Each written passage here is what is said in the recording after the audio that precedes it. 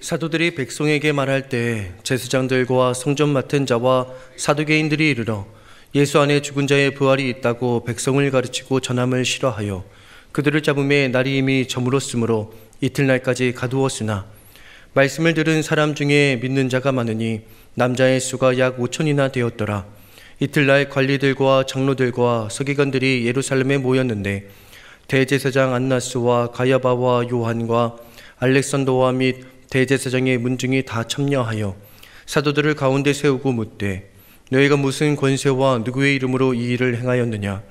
이에 베드로가 성령이 충만하여 이르되 백성의 관리들과 장로들아, 만일 병자에게 행한 착한 일에 대하여 이 사람이 어떻게 구원을 받았느냐고 오늘 우리에게 질문한다면 너희와 모든 이스라엘 백성들은 알라.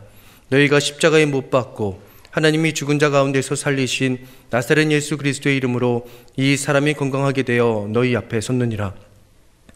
이 예수는 너희 건축자들의 버린 돌로서 집 모퉁이의 머릿돌이 되었느니라. 다른 이로서는 구원을 받을 수 없나니 천하 사람 중에 구원을 받을 만한 다른 이름을 우리에게 주신 일이 없음이라 하였더라. 그들이 베드로와 요한이 담대하게 말함을 보고 그들은 본래 학문이 없는 범인으로 알았다가 이상히 여기며 또 전에 예수와 함께 있던 줄도 알고 또 병 나은 사람이 그들과 함께 서 있는 것을 보고 비난할 말이 없는지라 명하여 공회에서 나가라 하고 서로 의논하여 이르되 이 사람들을 어떻게 할까. 그들로 말미암아 유명한 표적이 나타난 것이 예루살렘에 사는 모든 사람에게 알려졌으니 우리도 부인할 수 없는지라. 이것이 민간에 더 퍼지지 못하게 그들을 위협하여 이후에는 이 이름으로 아무에게도 말하지 말게 하자 하고 그들을 불러 경고하여 도무지 예수의 이름으로 말하지도 말고 가르치지도 말라 하니 베드로와 요한이 대답하여 이르되 하나님 앞에서 너희의 말을 듣는 것이 하나님의 말씀을 듣는 것보다 옳은가 판단하라.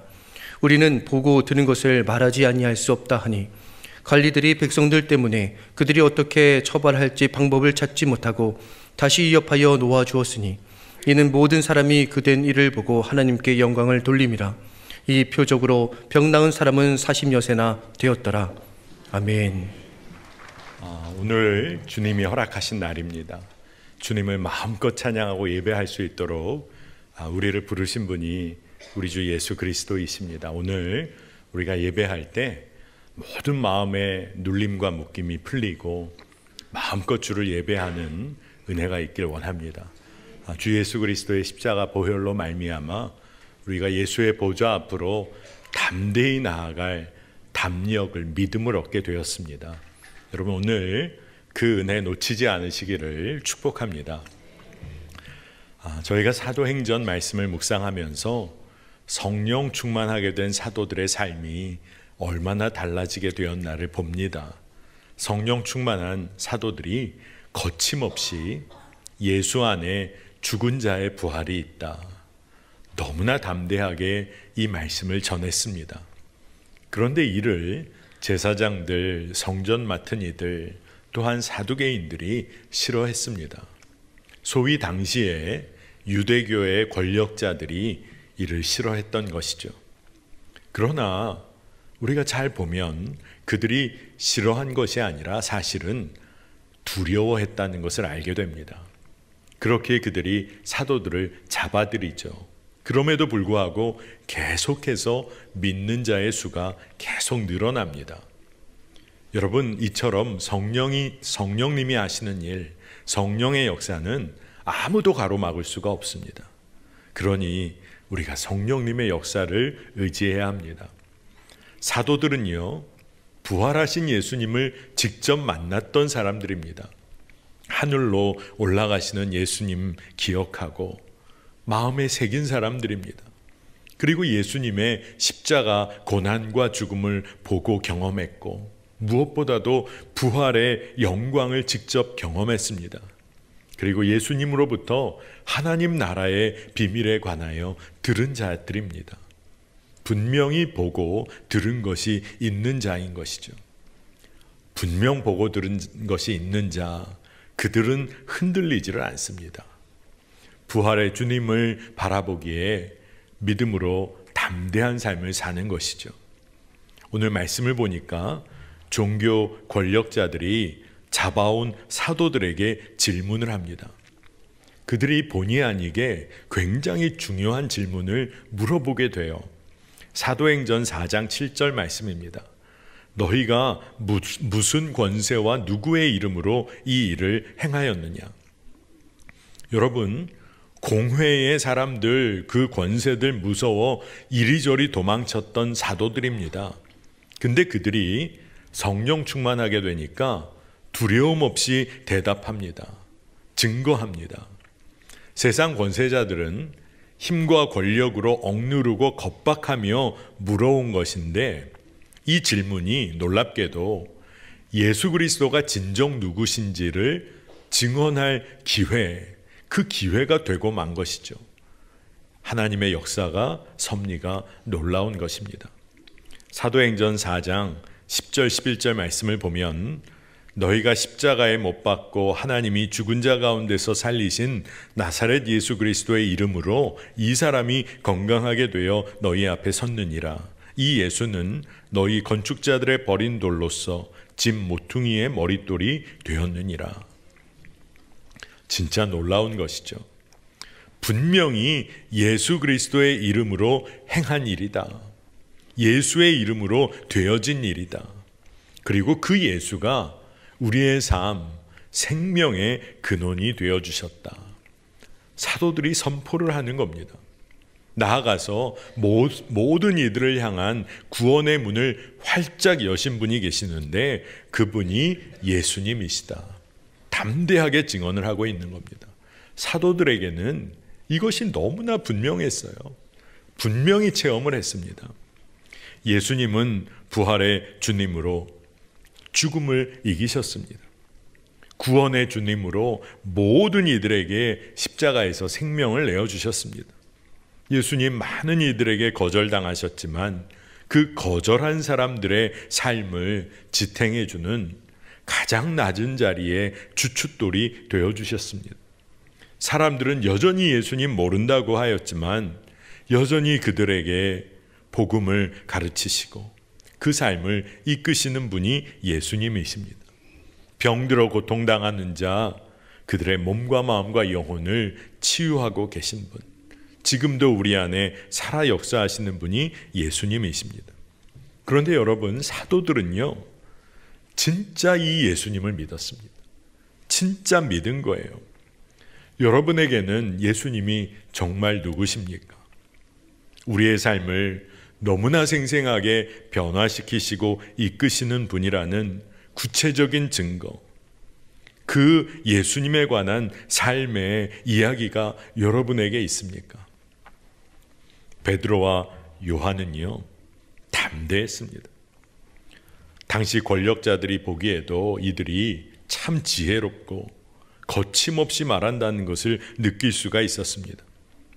그렇기에 그들이, 이 권력자들이 사도들을 어찌해야 할까 고민하면서 그들이 늘 자기들이 하던 방식대로 사도들을 몰아가려고 합니다. 다름 아니라 두려움을 심어주는 일입니다. 17절에 보니까 위협하여서 예수의 이름으로 아무것도 말하지 말게 하자, 이런 이야기를 나눈 이후에 18절에 사도들 경고하고 예수의 이름으로 말하지도 말고 가르치지도 말라 금지시킵니다. 21절에 이르면 처벌할 방법까지 찾습니다. 여러분, 세상은요, 위협하고 경고하고 금지시키고 처벌한다고 하면서 우리 통제하려고 합니다. 세상의 방식대로 따라오도록 두려움 심어주는 겁니다. 여러분, 그리스도인으로서, 예수님의 제자로서 우리는 어떻게 이런 두려움을 심어주고자 하는 세상에 맞서고 세상을 넘어설 수 있을까요? 오늘 말씀을 보면 분명히 어떻게 해야 하는가를, 그 길을 알려주고 있습니다. 여러분, 첫 번째로 예수의 이름으로 말하고 가르치는 것이 중요합니다. 세상에 대하여 반대 정신으로 나아가는 것, 이게 굉장히 중요하다는 거예요. 세상은요, 우리에게 그럽니다. 너만 챙겨. 너 삶 챙기기도 쉽지 않잖아. 너의 삶만 사랑하며 살면 되는 거야. 그러나 우리가 아는 거죠. 예수의 이름으로 우리가 말하고 가르치고 기억한 것을 우리가 마음에 품고 있는 거죠. 그래, 원수까지 사랑해야지. 끝까지 사랑해야지. 그리고 사랑으로 모든 것 품어야지. 반대 정신으로 나아가는 것입니다. 여러분, 예수의 이름에 권세가 있습니다. 그러니까 세상이 이를 금지시키려는 것이죠. 예수가 달린 십자가, 그 십자가에는 어떤 의미가 있을까요? 사도 바울은 예수님의 십자가에 관해서 분명히 경험하고 증언하고 가르칠 것이 있었어요. 그래서 그가 뭐라고 이야기하냐? 고린도전서 1장 19절에 십자가의 도가 멸망하는 자들에게는 미련한 것이요 구원을 받는 우리에게는 하나님의 능력이라. 그는 너무나 분명하게 예수의 이름, 예수의 십자가 의지하여 증언을 한 것입니다. 그렇습니다. 예수의 이름에는 구원의 은혜와 사랑이 있습니다. 죽음도 넘어서는 권세가 예수의 이름에 있습니다. 그러니 그 사랑을, 그 은혜를 경험하고 믿는 사람들은 어떻게 살까요? 끝까지 서로 사랑하며 품게 되는 겁니다. 베드로전서 4장 8절을 보니까 무엇보다도 뜨겁게 서로 사랑할지니 사랑은 허다한 죄를 덮느니라. 여러분, 죄가 드러나면 세상에서는 어떻게 할까요? 판단하고 정죄하고 죄를 끝까지 묻고, 물론 죄의 대가는 지불해야 하지요. 하지만 끝까지 품어주고 사랑하는 것, 우리가 예수의 이름으로 그 일을 살아가고 증거하게 되는 겁니다. 예수의 이름에는요, 예수님이 태어나시기 전에 천사를 통하여 이미 예수의 이름의 의미를 알려주셨잖아요. 모든 자를 구원할 자, 그리고 또한 언제나 우리와 함께 하시는 임마누엘 주님이란 의미가 예수의 이름에는 이미 담겨 있어요. 그리고 더 놀라운 것은 그저 이름의 뜻이 아니라 이 놀라운 의미, 뜻이 이미 우리 삶에 성취가 되었다는 것입니다. 그러니 우리가 믿음으로 취하는 것이죠. 예수의 이름으로 말하고 가르칠 때 세상 사람들이 꼼짝하지 못합니다. 두 번째로, 복음으로 인한 변화의 증거가 있으면 세상은 어떻게 할 수가 없습니다. 누구도 부인하지 못할 삶의 증거가 있으면 우리 성도들은 흔들리지 않게 되고 세상은 어찌해야 할지를 모르게 되는 것입니다. 사도행전 4장 14절을 볼까요? 또 병 나은 사람이 그들과 함께 서 있는 것을 보고 비난할 말이 없는지라. 진짜 놀라운 것이죠. 나면서부터 걷지 못했던 자가 이제는 일어나서 뛰고 하나님의 이름을 높이며 찬양한다. 이 사실을 예루살렘의 모든 사람들이 알게 된 거예요. 그리고 그 증거, 그 사람 옆에 서 있는 겁니다. 함께 서 있는 거예요. 너무나 분명한 복음의 변화의 증거가 있는 것입니다. 예수로 인한 삶의 변화를 기억하고 그 증거를 품고 있으면 우리 성도들 결코 흔들리지 않습니다. 세상도 어찌할 수가 없습니다. 믿음의 공동체인 교회도 이 일에 복음의 변화의 증인이 되기 시작하면 그 교회, 공동체는 든든히 섭니다. 세상 가운데서 결코 흔들리지 않습니다. 저도 목회를 해오면서 교회의 재정 문제 앞에, 어려운 문제 앞에 서야 할 때가 있었습니다. 젊은이 교회라는 한 1000여 명 되는 청년들 전체를 책임지고 이끌고 있을 때 늘 하나님의 뜻대로 재정을 흘려보내야 하는 믿음의 도전을 계속 이어왔습니다. 그리고 그렇게 가르치고 그렇게 행했습니다. 아마 여러분 설교를 통해 여러 번 들으신 이야기일 거예요. 그런데 왜 제가 이 이야기를 계속하느냐? 제가 믿음의 증거로, 복음의 놀라운 역사의 증거로 제 마음에 품고 있기 때문에 그렇습니다. 젊은이 교회 선배 그룹을 이제 본교회로 나이에 따라 올려보내기로 결정을 했어요. 선배 그룹이 다 사회에서는 다 인정받아서 믿음도 성숙되고 재정의 헌신이며 시간의 헌신이며 모든 것을 다 성숙하게 하는 그룹입니다. 그런데 그들을 나이에 따라 다 올려보내기로 했어요. 그러니까 바로 그 결정 이후에 재정의 여유가 좀 사라지기 시작했습니다. 제가 교회에서 젊은이 교회 매주 재정 결제를 할 때 보면 돌아오는 한 주간은 좀 쉽지가 않을 수도 있겠다. 재정이 조금은 좀 긴축을 해야 되지 않을까 하는 마음도 들 때가 있었습니다. 하지만 선교하고 구제하는 일에 있어서는 늘리면 늘렸지 위축되지 않도록 했습니다. 선교 사역들을 통해 하나님의 일하심이 감사의 제목으로 더욱 분명하게 쌓여지는 경험을 했습니다. 구제하는 일, 주의 손과 발이 되는 일, 그래서 섬기는 거, 그것만큼은 더하면 더했지. 계속해서 그거는 결코 재정을 늘리면 늘렸지 줄이지 않았습니다. 그러다 보니까 살아있는 간증이 쌓이고 쌓이기 시작을 했습니다. 사역자들이 그때 제가 함께 사역하는 그룹이 16명 정도가 됐는데 그분들 사례를 드려야 하는 주간이 다가오는데 이게 쉽지가 않을 것 같은 거예요. 그래서 사역자들을 다 모아서 함께 이야기를 나눴습니다. 다음 주간 저희 교회 사례 못 나갈 수도 있습니다. 형편이 되면 후배 전도사님들부터 드리겠습니다. 선배 전도사님들, 목사님, 우리는 사례 다음 주 못 받을 각오 하시면 좋겠습니다. 근데 모두가 믿음으로 기쁨으로 이 소식을 받아주셨어요. 그리고 하나님이 더 채우시고 그때부터 교회가 더욱 부흥되는 경험을 했습니다. 진짜 놀라운 일이죠. 여러분, 복음으로 인한 변화, 그 증거와 간증을 붙잡고 기억하고 그것을 놓치지 않으면 우리는 세상에서 결코 흔들리지 않습니다. 여러분, 아마 여러분들 중에는 나에게는 그런 것이 없는데 여러분 그렇지 않습니다. 주님은 이미 여러분 안에서 여러분의 삶에서 엄청나게 놀라운 일들을 수없이 행하셨습니다. 우리가 믿음의 눈을 들어 보고 깨닫지 못했기 때문입니다. 여러분, 믿음의 눈이 열리길 기도하시길 바랍니다. 주의 일을 보게 되시기를 축복합니다. 그 변화의 증거를 붙잡으시면 됩니다. 결코 우리가 세상에서 흔들리지 않습니다.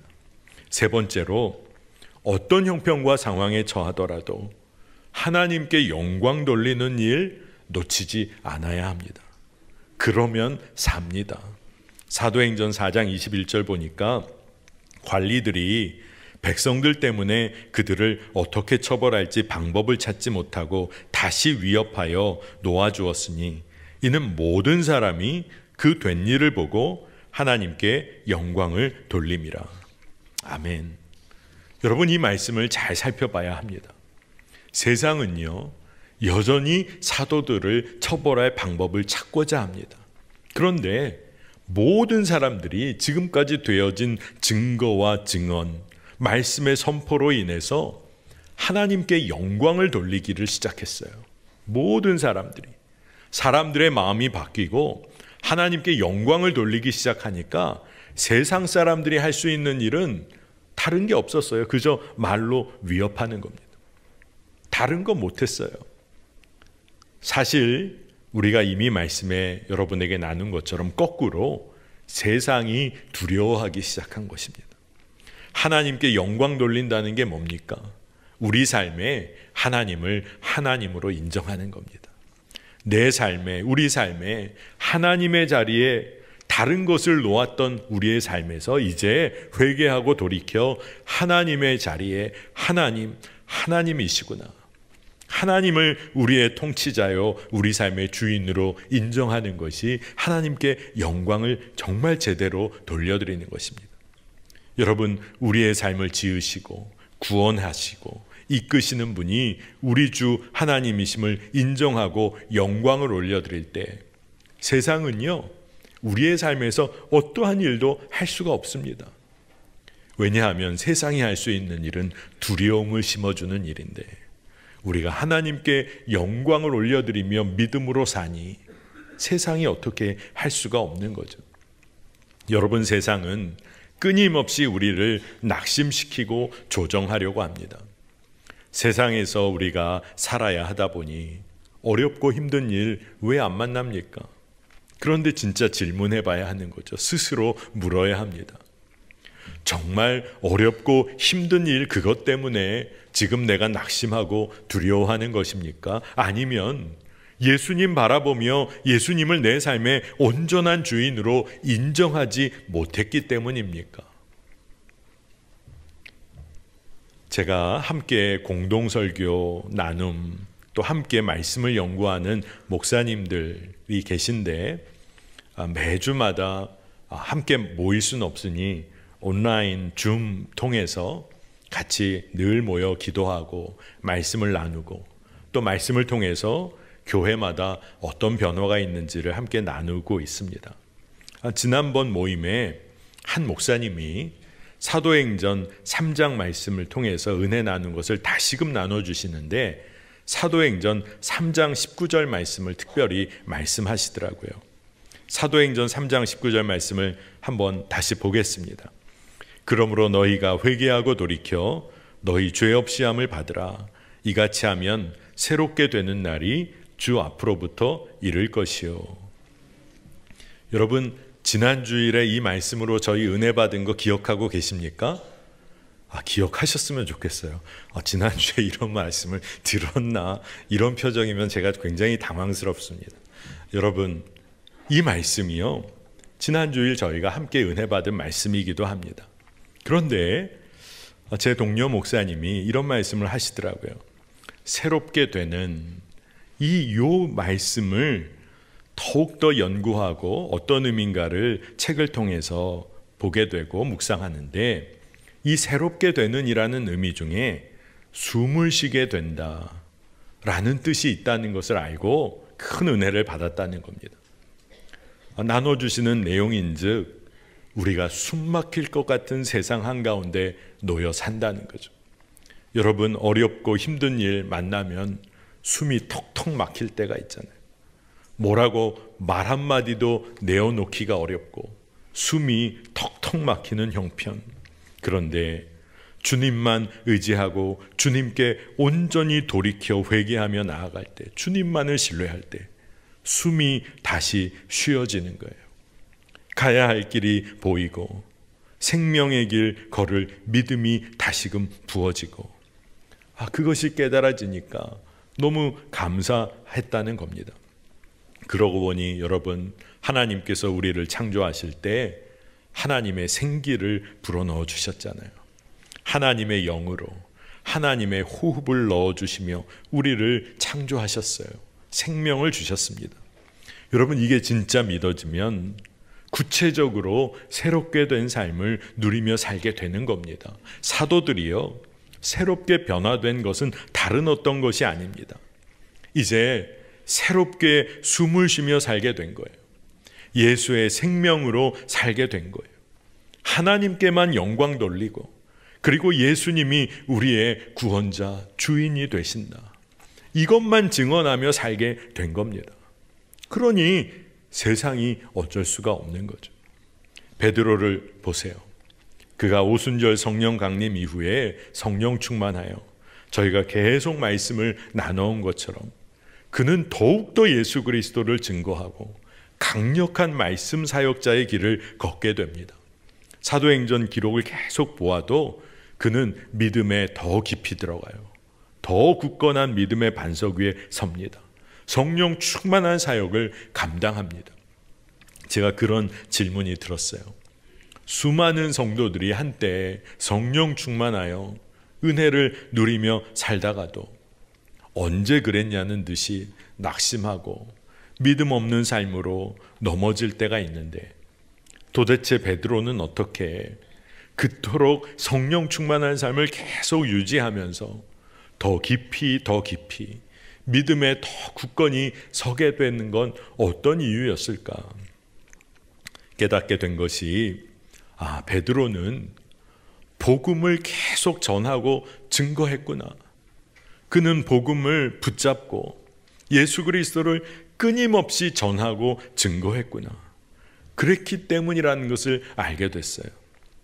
말씀이신 예수님, 말씀 그 자체이신 예수님이 베드로의 삶을 변화시키신 거죠.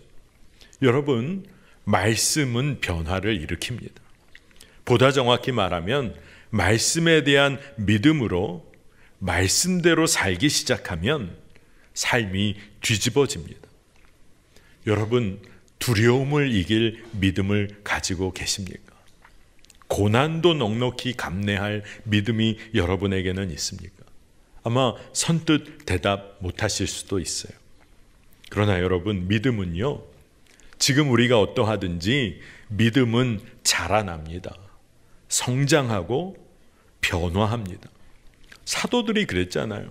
공회의 권세 두려워 다 도망갔다가 이제 복음의 증거 예수 그리스도 붙잡고 이제는 그들의 믿음이 변했어요.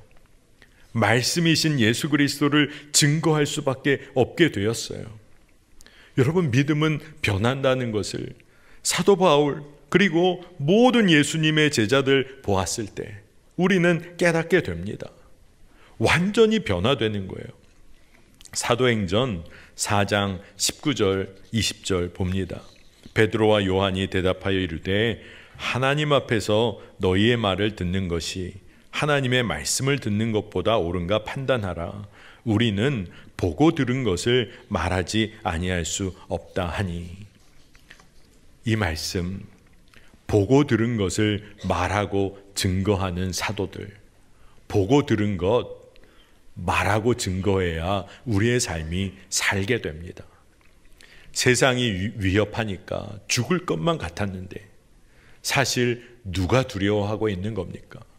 세상이 두려워하니까 위협하고 있는 거예요. 잘 봐야 합니다. 담대한 믿음으로 보고 들은 것 증언하며 예수의 증인으로 설 때 세상이 두려워 떨며 도망가게 돼 있는 것입니다. 부활의 주님 바라봐야 합니다. 그 예수님이 함께 하심이 믿어지면 고난도 이길 믿음이 부어지는 거예요. 여러분, 예수님으로부터 보고 들은 것에 생명을 걸면 우리 삶 달라집니다. 예수님이 말씀해 주시고 예수님이 행하신 일, 지금도 내 안에 역사하시는 그 주님으로부터 보고 들은 것에 생명을 걸고 나아가면 주님이 우리의 삶을 이끄시며 변화시키실 뿐 아니라 책임을 지십니다. 그런데 세상에서 우리가 엉뚱한 것에 마음 빼앗겨서 그 엉뚱한 것에 생명을 걸고 살면 어떻게 되는 겁니까? 그 결과는요, 한때는 잘 나가는 인생 같을지 모르나 두려움이고 죄의 종노릇하며 사는 삶으로 더 깊숙이 빠져버리게 되는 것입니다. 여러분, 매일매일 주님 앞에 나아가시기를 축복합니다. 주님 더 보기를, 주님 더 듣기를 원해야 합니다. 하나님의 나라의 영광을 보여달라고 기도해야 합니다. 주의 말씀으로 더 채워주시기를 기도함으로 나아가야 합니다. 여러분, 부활의 주님을 믿고 사는 자, 죽음의 권세도 이기신 부활의 예수 그리스도를 믿고 사는 사람, 담대한 삶을 삽니다. 성령 충만한 자는요, 세상 가운데 놓여 있을지라도 주의 말씀으로 깨달아 무엇이 생명의 길이고 어떤 길이 옳은 길인지 가야 하는 길인지 깨닫습니다. 머리로만 깨닫고 마는 거 아니라 그 길 걷습니다. 보고 들은 것 행하며 삽니다. 여러분, 증인이 어떤 사람이죠? 보고 들은 것이 있어야 증인이 됩니다. 그리고 사실대로 말해야겠죠. 출두를 해서 정직하게 증언해야 증인입니다. 진짜 증인인 것이죠. 담대하고 정직한 증언이 판결을 바꾸어냅니다. 세상의 법정도 최소한 이런 원칙을 지켜나가고자 하는 거죠. 하지만 죄된 세상이라 때로 이런 최소한의 원칙도 잘 못 지킬 때가 있는 거죠. 그런데 여러분, 우리는 누굽니까? 십자가 그 은혜와 사랑이 이미 부어진 자들입니다. 부활의 주님을 바라보며 우리가 정말로 예수 그리스도의 하나님의 몸된 자녀가 된 사람들입니다. 이제 성령께서 우리 안에 함께 하시며 일하십니다. 그러니 주님을 의지하고 바라보고 초점을 맞춰야 하는 것이죠.